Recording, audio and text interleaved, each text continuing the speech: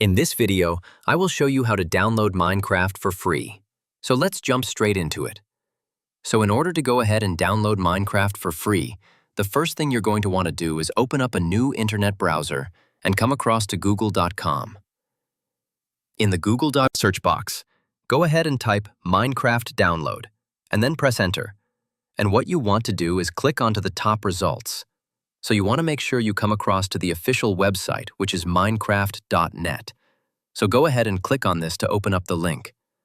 And you want to click on the button to start downloading the installer. So just takes a second or two to download.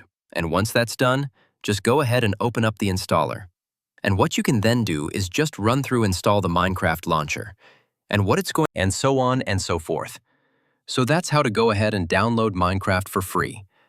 I hope this quick tutorial did help you out today, and if it did, I would really appreciate it if you want to consider dropping down below the video, leaving a like, and also subscribing to the channel.